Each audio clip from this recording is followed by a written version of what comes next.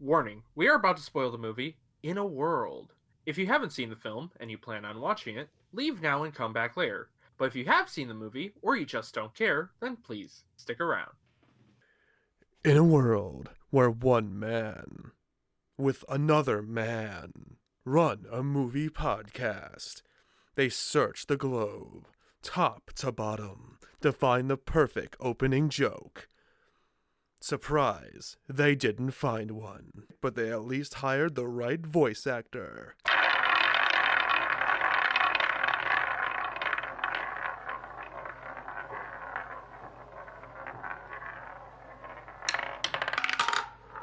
Hello, everybody, and welcome to Cinema Roulette. This is it, guys. This is the end of the second wheel. Merry Christmas! Or Yay. Christmas Eve, because we technically started in Christmas Eve. Yeah, We're better than Jesus. We came a day early. Well, actually, we're gonna be earlier than that because you said you do it on the 27th, just because of our anniversary. Yeah. I thought it was 24th. Is it 24th? I think you're right. 24th. I was trying to remember. That's why I said we're before Jesus, because he's 25th. Christmas's birth. Okay, I got the joke. I forgot when the anniversary was. So, 3 years, guys. We've been doing this for exactly 3 years. And we've been doing it consistently for a week since April. Well, okay, that's what, like 2/3 of the year we've been consistent? For most of the pandemic, we've been going steady, so that's good. That's good. Hopefully we'll keep it for the entirety of next year, unless life decides to be a total bitch. Can Cinema Roulette go an entire year on a regular weekly schedule? With Justin's friend, Glock number 3, yes. Yes, it can. Exactly. Is that a Glock 3, or is it just the third Glock I own? The answer may surprise you. Or is it literally just a set of 3 Glocks? It's 3 Glocks taped together. That'd be ridiculous. Oh my god. So today's movie is an interesting one because... Were you going to say something? Sorry. I was just going to say it's Christmas. Well, Christmas Eve. Yep. Because, we want you to spend your time with your family and stuff. That's tomorrow. Absolutely, yeah. So Merry Christmas from Cinema Roulette to you guys listening at home. Unless you don't celebrate Christmas, then just relax. Merry Christmas, or Hanukkah, or Kwanzaa, or whatever you celebrate. Happy holidays, man. Yep. If you celebrate, or if you don't celebrate, love you too. So... If you don't celebrate Halloween again. Halloween is great. Just have Halloween 2.0, exactly. Halloween doesn't get enough fucking credit. Honestly. What were we on about? Yeah. Today is a movie that kind of caught me off guard because I don't know what I expected from it, but not what we got, and it was very enjoyable. It is the 2013 movie, In a World. In a world like nothing you've ever imagined. Did we go silent? Find out this summer. Actually, I'll tell you right now, in the winter we did. Yes, we did. So, you don't have to worry. You don't have to wait until next summer. Don't worry. It's fine. Just let it be. I'll try to remember and just randomly mention an episode released in July, just like, also we went quiet in a world. Just months ahead, people will just be like, what? The fuck does that mean? Oh my goodness. Okay, not only is this the last pick of the wheel, this was a Cinefix picks, and this was on their list of top 10 underrated films of 2013, if I remember correctly. Probably. Or 14, it's weird. Didn't this have a weird year problem?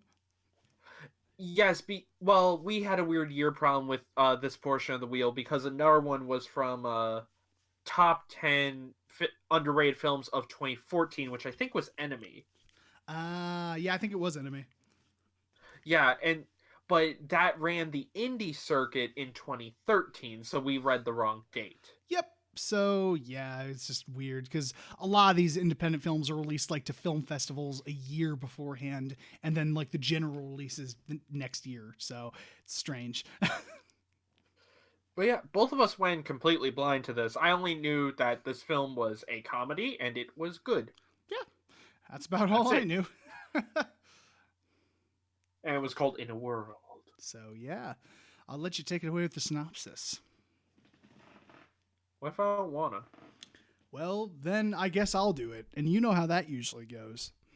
This is fair. I don't need another 2-hour episode. It's not going to be that bad. I can do it nowadays. It's just in the again, this just came about by accident because in the past I found I rambled too much, and I could probably do it, but Justin just did it for so long. He got relegated to the synopsis man. It's my job. It's his job now. Yay! I don't get paid enough for this shit. We just kind of went with it, so it wasn't on purpose. It was just like, you did it for so long. I'll just let you do it, whatever. Okay, anyway, the quick recap of the story. Carol is a voice coach. Her father is a famous voice actor named Sam. And this film covers the fact that, okay, how do you say his last name before I fuck it up? It's Don LaFontaine. Don LaFontaine, who you probably know as the guy who did In a World in every trailer before 2008. Yep. And the reason is because he died in 2008. In the film, they talk about how no one's done that phrase because, in like respect of Don, but now studios are going to bring it back. Carol's father, Sam, kicks her out because she's just kind of been leeching off him in his 30s. So get out. Carol goes to live with her sister Danny and what was her husband's name? Is it that one, Mo? Let me check. Fuck, technical difficulties already. She is a volcano of sensuality. You could have experienced her eruption. Volcanoes kill people, Cher. Carol goes to live with her sister Danny and her husband Mo, as she continues to be a vocal coach. However, while at a training set, while film is recording ADR, and she's helping the main actress do a Boston accent, I think they were going for or something. Yeah. Because she had like a naturally very British accent, I think, or something like that. Or no, it wasn't. It was, I think that was, I know who that is. She played herself in the movie for some reason. But I do not know. Oh, I keep going. Yeah, I think you're right. I forget what actress. I feel really bad. I think she's Latino, so that would be way off. Either way, while she's doing this, one of the people at the studio is like, "Hey, we're doing a test of a trailer, like we're saying in just the, was it? Fuck." Sorry, my brain just broke there, like in several different pieces. What were you wondering? The word for it, the trial run they do. The trial run? When she records the trailer. Oh, like the test run thing? We just mentioned this before the recording, too. I know it, I can't think of the fucking proper word. Something track? Sample track, right? No, not sample track. I said something. It's a word track. Something track. Technical difficulties. While these two idiots spend 20 minutes trying to figure out the word temp track, why don't we hear a word from a podcast we actually enjoy? Dragon Ball Z, One Piece, Naruto, all things that we love, all manga that were originally published in the legendary magazine Weekly Shonen Jump. But not every series can run for 300 chapters and have a hit anime. This is David. This is Jordan. We're the hosts of Shonen Flop. Each episode we look at manga that ran in Jump that didn't quite make it. We discuss what it did wrong, what it did right, how the series could have turned itself around, and ultimately, was it a flop or not? We're on all your favorite podcast apps, and you can find us at shonenflop.com. Keep on flopping, floppers. Welcome back to about 10 minutes later as we figured out the word is fucking temp track. Temp for temporary. This is going swimmingly so far. Okay, back into it. Let's get back in the swing A lot of of things. you may ask the very simple question, what's wrong with saying test track or whatever the hell we say, or test take? We understood.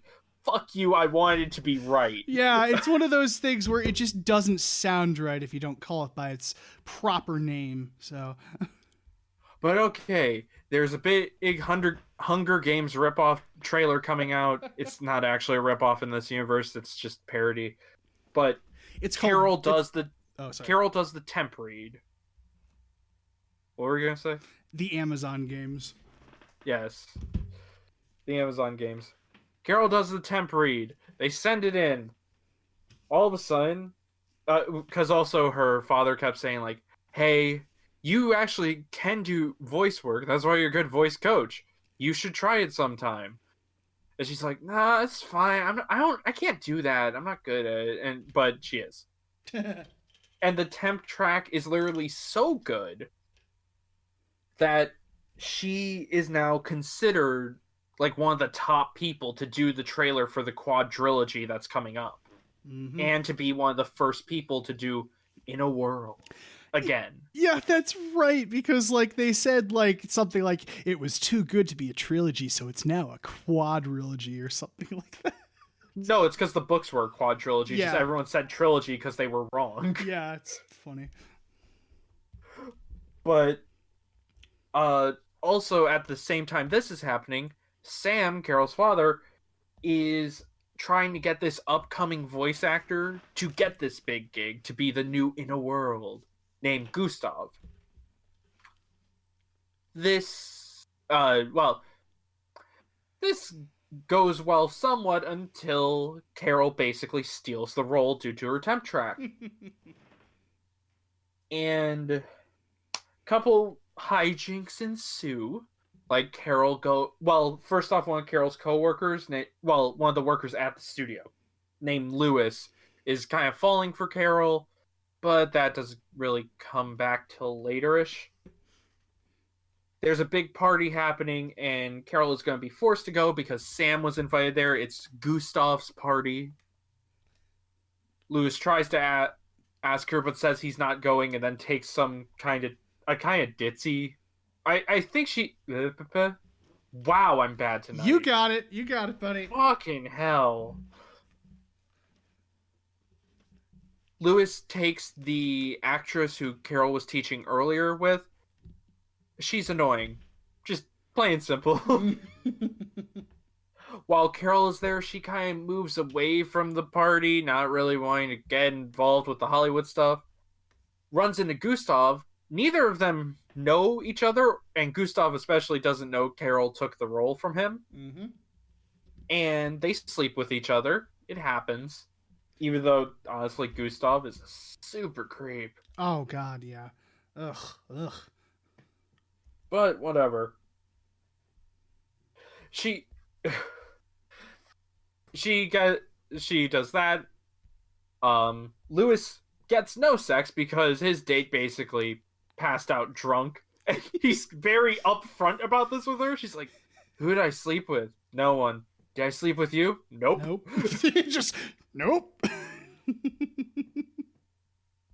On the other side of things, Carol's sister, Danny, is found to be kind of a cheater because Carol wanted Danny to record the voice of some Irish guy at her work. Yep. And the just story... so that way she could know the voice and mimic it. Because what she does... Sorry, I'm just going to interrupt for a little bit here just to explain the Irish guy. What she does is she carries around a tape recorder, and she just, like, records random people's conversations so she can, like, copy the accents and stuff.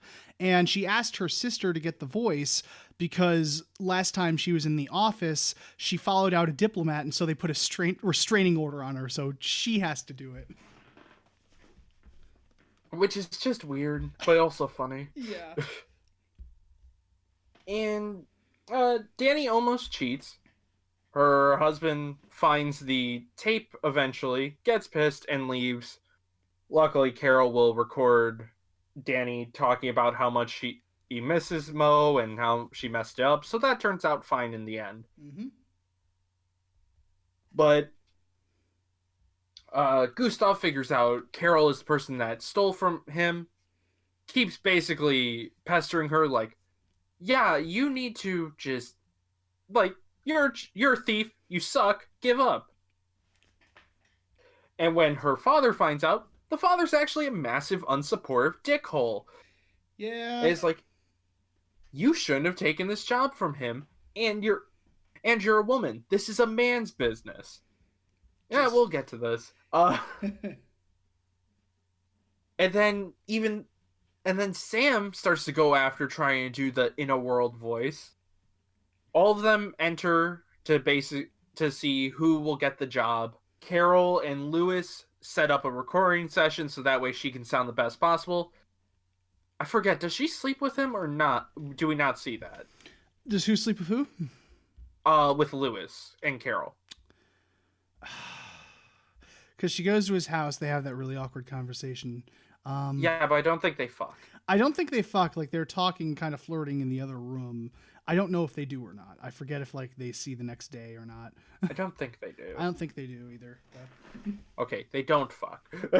They might. I don't know. Possibly we don't see it. So. I don't remember. I'm pretty sure they don't in the movie. Yeah. But they do admit to liking each other. Yeah. Which is a good moment for everyone. Aww. Anyway, everyone records, sends in their take. We go to a ceremony where Sam is getting awarded a Lifetime Achievement Award. They play the trailer to see who does it, and it is, of course, Carol. Yep. Which Sam is actually very disappointed by, because he wanted the role, or at least wanted Gustav to get the role. You're kind of a dick move all around. Oh, yeah, he's just an asshole, so... And Carol goes to kind of comfort Sam backstage, and while in the bathroom cleaning up before going back to the main party room, runs into the director who decided on the voice. And the director openly admits it was not because she was the best, it was because she was a woman. And because there were too many... She felt that the director is also a woman. Yeah. He felt that there were too many men in that field, and they needed a woman's voice. It's really weird, and I know we'll talk about this later, but it's kind of a backhanded compliment in a way. Yeah, it's a weird way of looking at things, but we'll move on. Either way, Sam gives a big speech, and I think that's about it. The movie just ends. Yeah, because he gives a big speech. He ends up thanking his daughter anyway because his girl... To show some slight support. Because his girlfriend, like, he goes and he actually starts crying in another room. And his girlfriend at the time, she's like, now you go out there and stop being so selfish and you show give your daughter some praise. So he does. So he does. Happy moment, movie end. Well, not quite good. Then cuts to her later doing some vocal coaching stuff. Oh, yeah, it shows that she's still a vocal coach and is trying to help other women get into doing voiceovers. Yes. So that's wholesome. Wholesome moment. Movie end. Yep. So this was such an interesting movie because, like I said, I didn't know what to expect from it. But it definitely, it's a really interesting look into the kind of just the world of voice acting, I guess. And it's something that's not really portrayed often in movies. Like you see, the life of a director or the life of an actor or something like that, and the struggles of acting or other creative fields like painting or like photography, stuff like that. But you never really see the voice acting side of it. So that was just an interesting thing. And I don't know if it's realistic or not, the way this portrays voice acting, or if it's, comedically exaggerated in a way, because we're kind of not in that field, but it's just it's a unique creative field that doesn't really get covered that often in movies. Well, not only is it the niche of voice acting, it's the voice acting of trailers, the type of voice acting you don't really think about. Yeah, because it's such a common thing, and they even bring up in the movie. They're like, everyone listens to trailers. You can watch them online now. You see them every time you go into theater. Like, they're played all around the world. Everyone listens to trailers. It's a universal thing. So it's something you don't really think about. Like you said, you're right. You don't really think about the trailer voice, but it is a very important role that it plays, really. Yeah. The only film I can think of where there's a voice actor part of it is Mrs. Doubtfire. That's about it. Oh, yeah, because it's radio voices, right? Or something like that? No, because Robin Williams plays a voice actor. Is he a straight up... It's been way too long since I've seen the movie. I forgot if he was... Yeah, I think you're thinking of Good Morning Vietnam. That's what I was thinking of. Yep. But yeah, okay, yeah, he's a voice actor in that movie. Yeah, you're right. But yeah, it's not something that's covered often, and it was really cool to kind of see this whole... this market and how really competitive it was, really.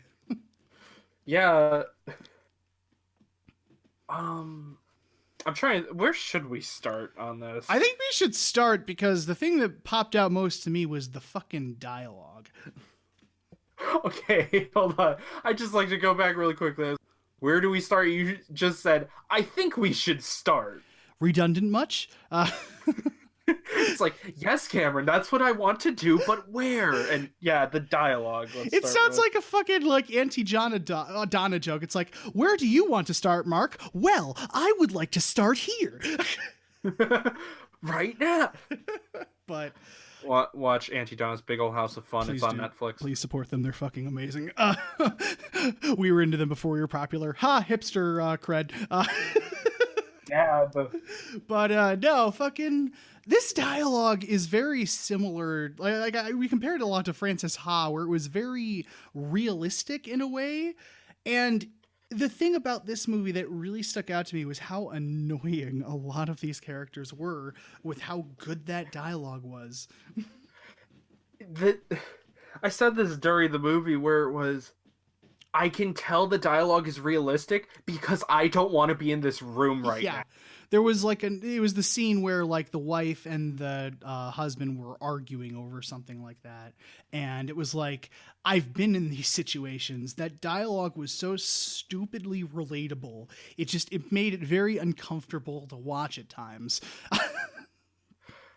Which honestly allows the humor to really shine when it comes in. Oh yeah, definitely. Because you're in this very down-to-earth, realistic situation, and very uncomfortable situations of family arguments or workplace talk, and then a joke pops in, and it's just funnier because of it. It really is, and it's like some of the way these people talk, and they say stuff over and over again and talk over each other, like, whoa, I'm sorry, hey, well, listen, look, anyway, it's like, I've had to deal with fuckwits like this. I have run into these types of people, and I just don't want to talk to them. God. And also, it could be, awkwardly cute, especially the stuff between Carol and Lewis. I think it was really adorable. It was honestly. the sisters, right?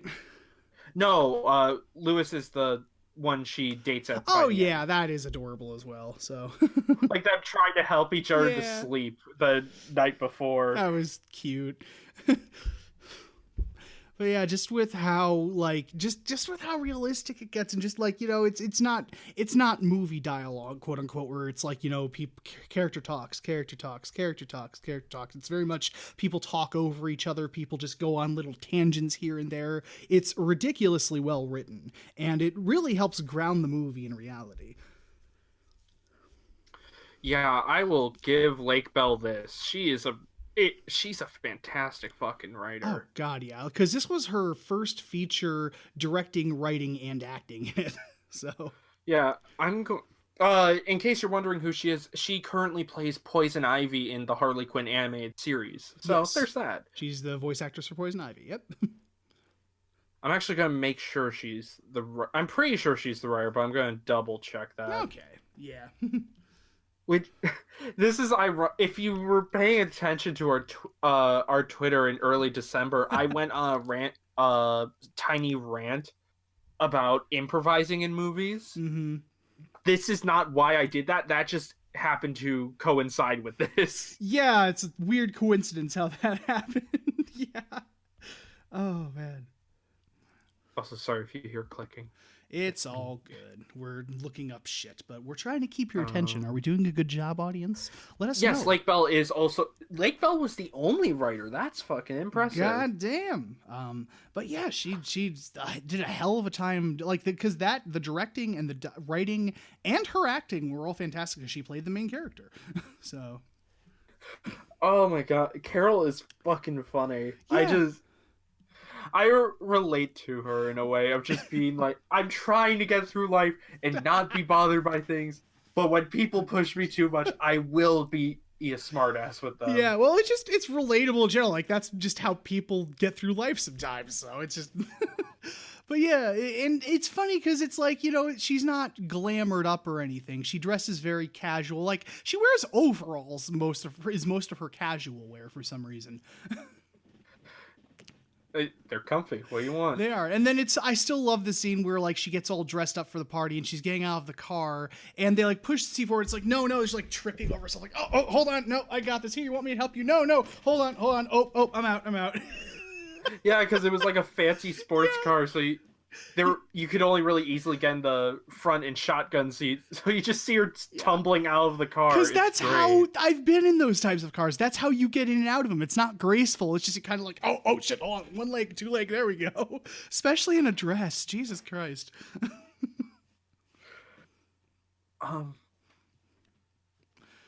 Actually, going with that tangent a bit, if any of this was improvised, it didn't feel like it, which is how improvised comedy should fucking feel in a movie. Exactly.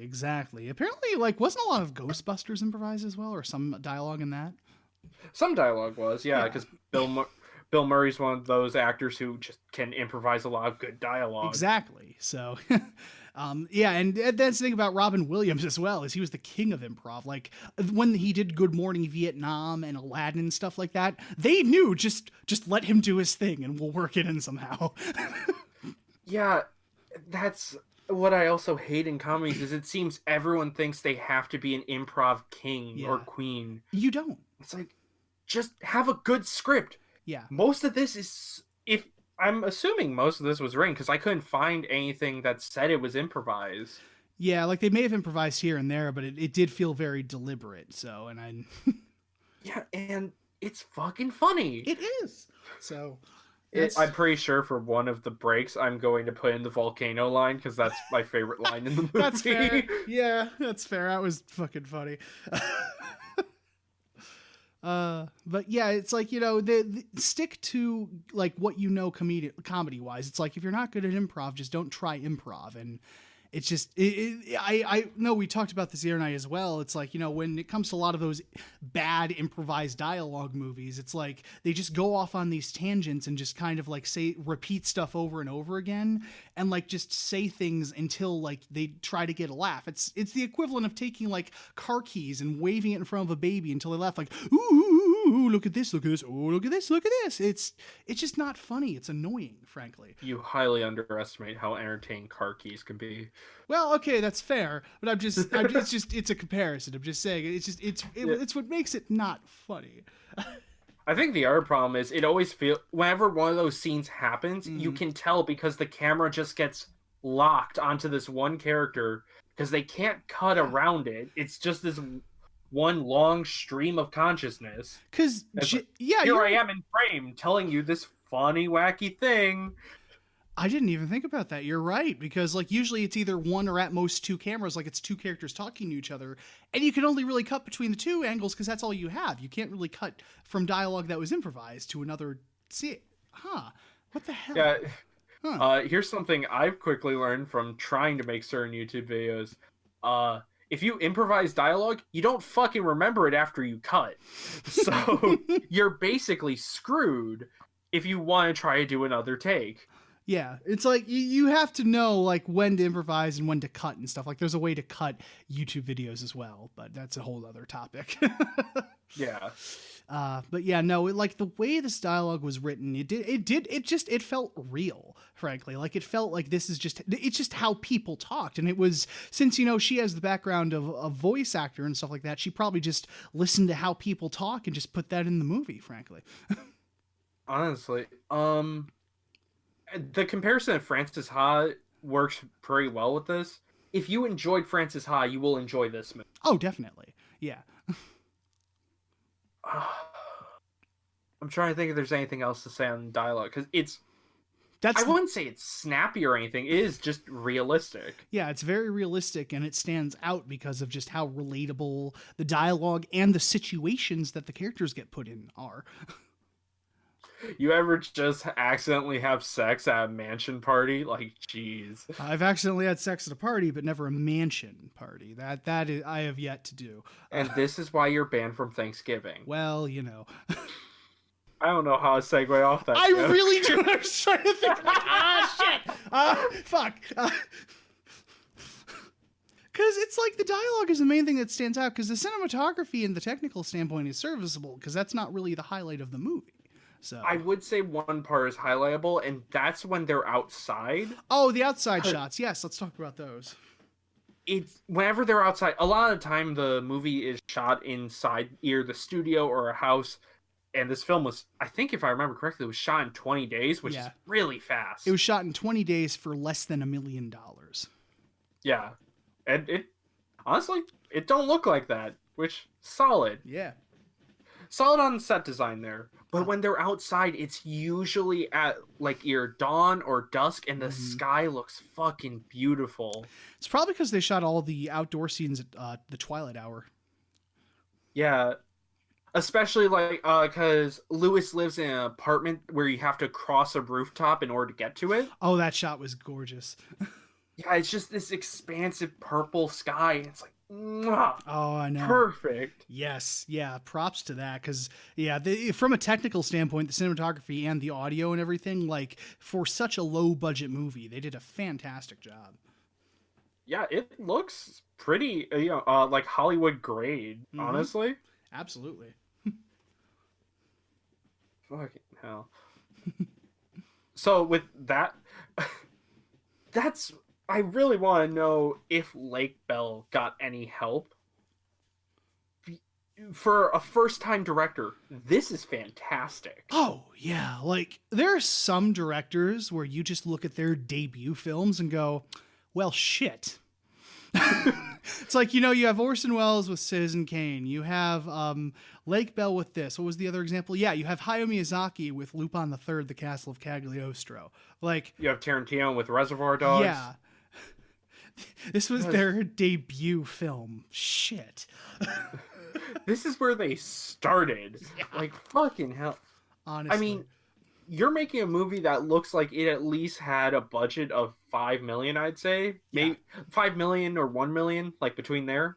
Mm-hmm. But they made it for less. It sounds great. It looks great. The pacing is good. It's funny. Mm-hmm. I would not be able to tell that this was a first-time film, honestly. It's so well made. It's impressive, really. So... And then it also, speaking of the budget too, it made back $3 million some dollars. So it made back like 3 times its budget. Nice. Yeah. I love talking budgets. Oh, I know, right? Makes you happy, but also makes you mad. It does actually infuriate me. Yeah. Immensely.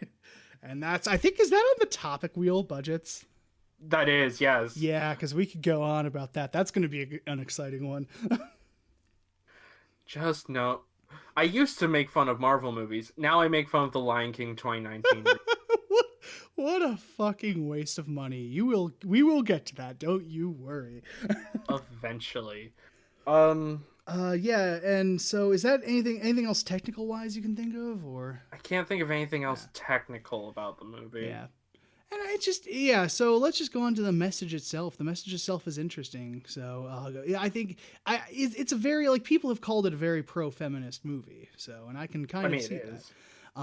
But again, that weird message at the end, which I still kind of can't, I don't know if that was meant to be kind of like a slap in the face or like a realization. I still don't know, because they're at the party and the author is the person who wrote the book that's adapted in the movie. And she apparently personally chose the voiceover person, and she goes into the and Lake Bell's character runs into her in the restaurant. Take a drink.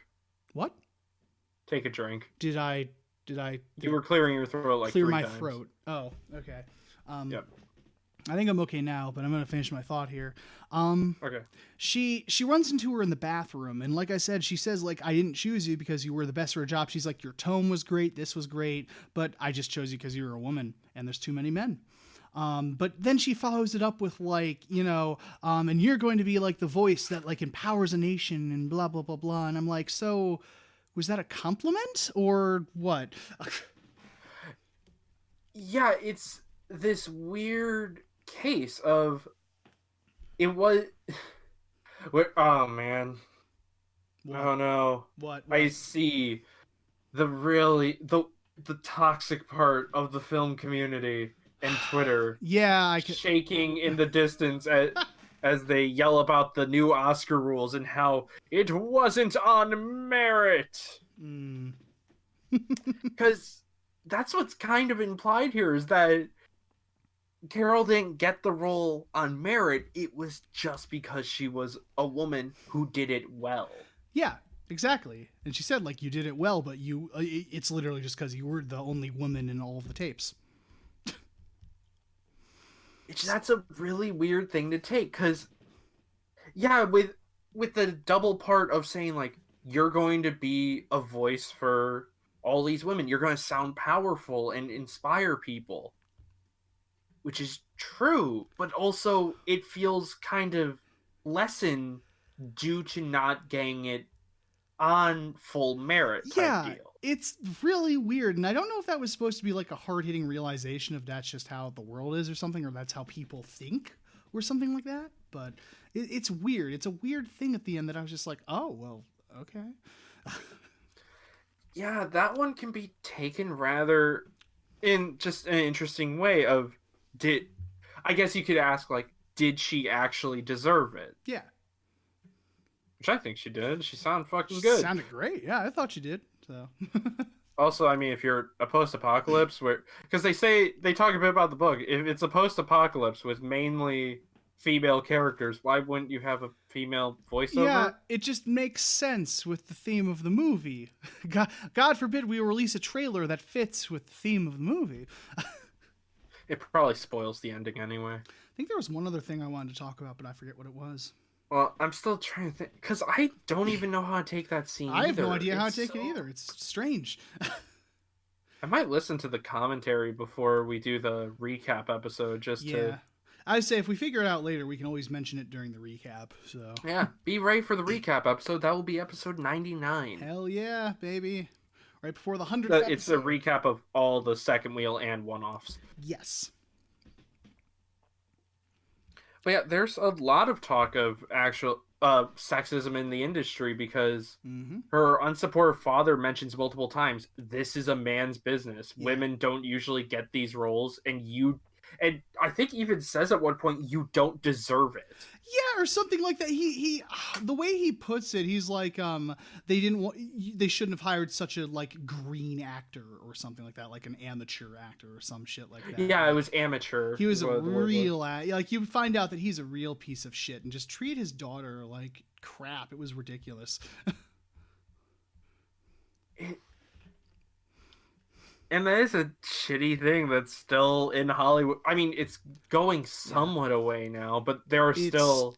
it's still very much... like, men are very much, like, have favor over it. Like, just looking at how hard of a time we had making a wheel of female directors. With 4 movies. Yeah. We'll get that... Are we going to talk about the next wheel in this one, or should we save that for the recap? I say we save that for the recap. I will say, though, the wheel replacing this one is based around directors. I think we've said this before, so... Yeah. Which I'm excited for, because I straight up cheated. You did. You indecisive whore. But yeah, we were trying to find female directors who had more than 4 movies, and it was actually really hard to do. Yeah, like there are female directors with like 1 or 2 movies or something like that, but like finding a female director who has had at least 4 movies is surprisingly hard. And in some cases, I think they made exactly 4 movies or something like that. Yeah. And also, if you want to find a female director who's done 4 animated movies, good fucking luck. Yeah. We found one. However, one of the movies was a sequel to an anime series, and we would have had to sit through 2 seasons of that, and we do not have that type of time on our hands. No, we don't. So, oh god, maybe someday we'll cover some of her films. Yeah, and looking at Lake Bell, it looks like she's only directed 2 films. It's this one, In a World, and one called I Do Until I Don't. To be fair, she's been doing a lot of voice work lately. Like she's a very busy woman. She's been doing a lot of voice work and a lot of just production work, I guess. She's like written a lot of things too. Just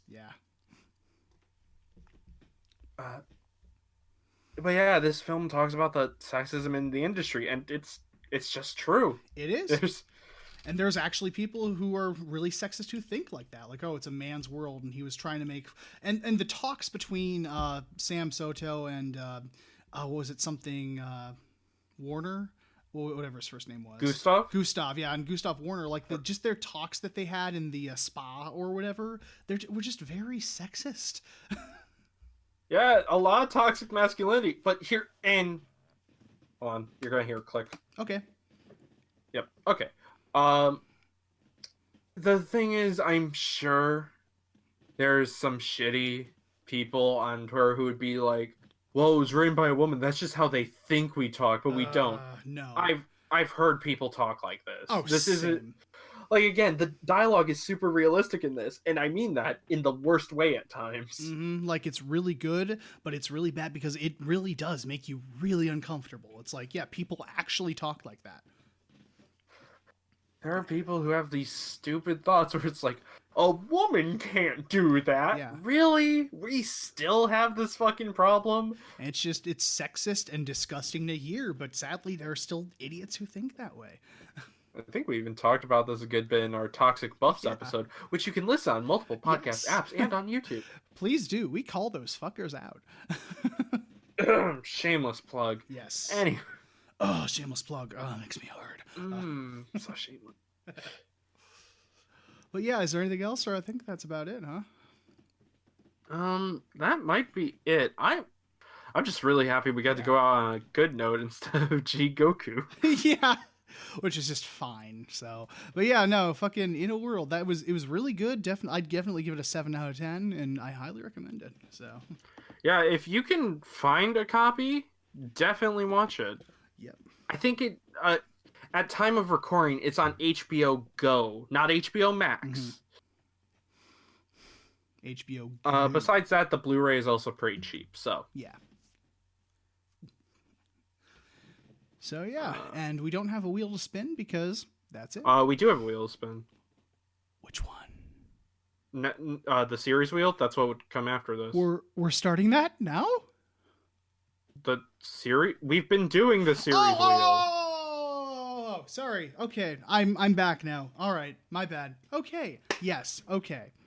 Cameron forgets how the wheel works again. Just not one other time. Excuse me. No, you've done it multiple times. I've had to explain it to you multiple times. Fine, but still, okay. Moving on. I thought I was thinking director wheel for some reason. Not the. No, I would wheel. say director wheel then. Oh, sorry. This isn't the series wheel. I was wrong. Yeah. You're right. It's the sellout wheel. Okay. Which I call it the sellout wheel because it's movies people know, and it will allow us to get more listeners, and also allows us to talk about sequels that don't really get talked about much. I'm so excited. So let's do it.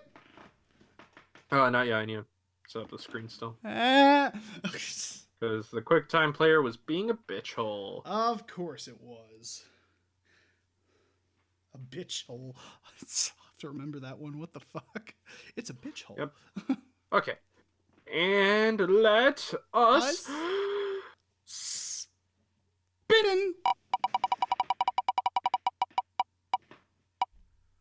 Ooh. What we get? When we come back in February, because we're going on. This is the last episode for December.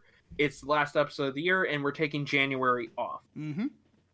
When we come back in February, we will be continuing the Mexican trilogy with Desperado. Fuck yeah. And I'm not being offensive. It's literally, the Blu-ray is called the Mexican trilogy. What do you want from me? It's the literally Mexico called. trilogy. The Mexico trilogy. Yeah, it's literally what it's called, guys. Come on. We're not like that. You know this.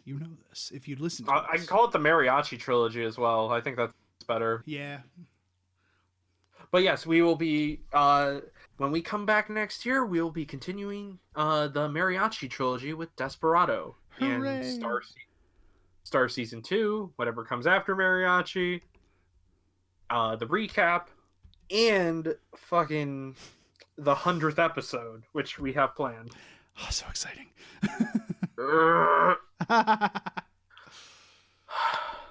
All right, guys. We'll talk to you later. But yeah, see you all next year. Yay. God, it's going to be a while. Follow us on Twitter. Yes, follow us on Twitter. You We'll can be keep talking up. on there the entire time.